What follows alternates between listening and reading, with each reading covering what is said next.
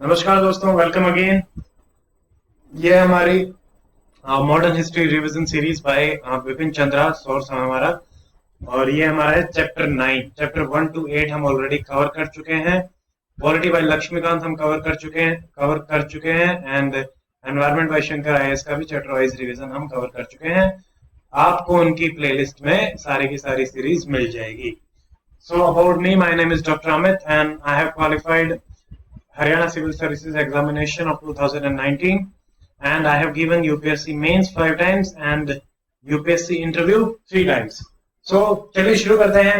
देखिए, इसमें हम 1861 और 92, 1905 तब तक का ही देखेंगे। तो उसमें मोटा मोटा देखना है बस कि क्या रहा था। तो 1861 में जो हमारा इंडियन काउंसिल एक्ट आया था उसमें 6 से 12 नॉमिनेटेड मेंबर की बात करी गई। तो ये नॉन ऑफिशियल थे, ब्रिटिश भी रहे यहाँ पे तो और इंडियन भी, दोनों ही तरीके के। तो पहला जो हमारा बनाए गए थे मेंबर बनाए गए थे, उनका नाम क्या था please? Satyendra Nath Tagore, I think so, I am not sure but I think so, please verify it. और इन्होंने कहा था कि Charles Wood despotism controlled from home. तो यहाँ से जो बाहर से ही आप कर रहे हो, ठीक है, तो सारा का सारा कंट्रोल तो इंग्लैंड में ही है, ठीक है, ओके।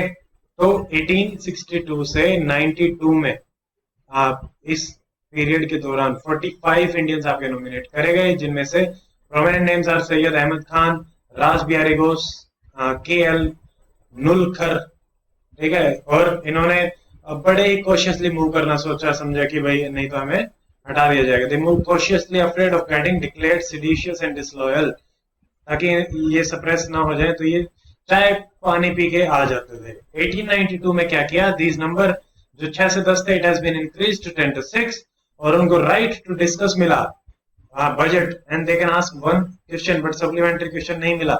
वो हमारा मिला है 1909 से, जिसकी हमारी ट्रिक थी एस, सब कुछ एस से था उसमें। You can go and check it in the making of the constitution polity part 1 का चैप्टर नंबर 1 में हमने वही ट्रिक्स के साथ इसको डिटेल में डिस्कस किया हुआ है। तो इसी वजह से आपके जो नेशनलिस्ट थे वो बड़े डिससेटिस्फाइड थे। वहां पे उस टाइम पे बड़ा ही पॉपुलर नारा चल रहा था, नो टैक्सेशन विदाउट रिप्रेजेंटेशन, जो कि ये यूएसए से लेके आए थे। तो कौन कौन से थे हमारे? Dadabhai Naoroji, Gokhale, Tilak. They demanded self government. जो हमने देखा था प्रीवियस चैप्टर में कि नेहरू ने 1906 में जब वो प्रेसिडेंट बने थे तो स्वराज को ही अपना गोल बनाया था। दो हमारे प्रोमिनेंट यहाँ पे पार्लियामेंटेरियन है, Gokhale and the Firoz Shah Mehta. They used council in the new spirit. इन्होंने बहुत अच्छा काम किया। ब्रीफ में हम देखेंगे, not important from the preliminary point of view, जो इंपॉर्टेंट है वो हम करते हैं। तो पीएस मेहता 1895 में ये बने थे, उसमें इलेक्ट हुए थे, नॉमिनेट हुए थे। ये खत्म हो गया है, आई ओपन इट अगेन। इसमें बड़ी दिक्कत आती है।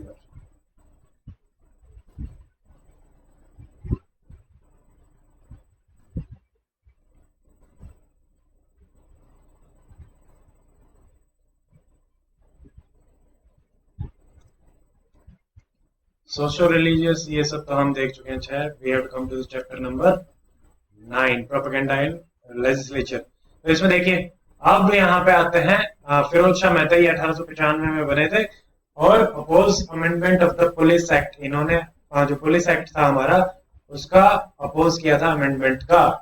और इसका डिटेल में थोड़ा सा पेज नंबर 117 पे दिया है। 1901 में एक बिल आया था पीजेंट लैंड राइट को सपोर्ट अगेंस्ट, उसके अगेंस्ट था। तो इन्होंने फर्स्ट वर्कआउट भी किया था। तो first workout in the history of India, Indian parliament, वो किया था फिरोज शाह मेहता जी ने। फिर हमारे गोखले जी, जो कि बहुत ही प्रोमिनेंट लीडर थे। फिरोज शाह मेहता रिटायर हुए 1901 में ड्यू टू बैड हेल्थ। फिर हमारे गोखले जी के बारे में क्या है, उनको इकोनॉमी की बहुत नॉलेज थी, बहुत ही अच्छे स्पीकर थे, बजट स्पीचेस बहुत अच्छे देते थे, ग्रेटेस्ट पार्लियामेंटेरियन बोला जाता है। मटेरियल कंडीशन ऑफ मासेस ये समझते थे कि ये घट रही है, डिटेरियोरेट हो रही है, इस पे बात करते थे। इन्होंने क्रिटिसाइज किया मिलिट्री पे आप इतना एक्सपेंडिचर मत करो। ये डिमांड करते थे कि एजुकेशन पे, इंडस्ट्री पे, यहाँ पे एक्सपेंडिचर बढ़ाओ। Open fearless criticism of the government, उसके फाइनेंशियल स्टेटमेंट सब पे ये फेयरलेस क्रिटिसिज्म करते थे। और इन्होंने यहाँ पे अमृता बाजार पत्रिका में भी लिखा गोखले जी ने। और गोखले जी को ही गांधी जी का पॉलिटिकल गुरु भी कहा जाता है। वेरी इंपॉर्टेंट सवाल। तिलक ने इनके फ्यूनरल पे कहा कि he was the diamond of India, jewel of Maharashtra and prince of workers, और इन्हें टाइटल दिया गया leader of opposition to the Gokhale. ये आपको ध्यान रखना है, very very important. So this is it in this chapter. If you like this chapter, please share and subscribe the channel. And उसके बाद हमारा जो अगला चैप्टर रहेगा वो रहेगा स्वदेशी मूवमेंट, जो कि हमारा अब 1900 के बाद वाली जो हिस्ट्री है वो शुरू हो रही है। यही है जो सबसे इंपॉर्टेंट है 1900 से लेकर 1947 तक की। So see you in the next lecture. Till then, stay fit, stay healthy. Goodbye. Jai Hind.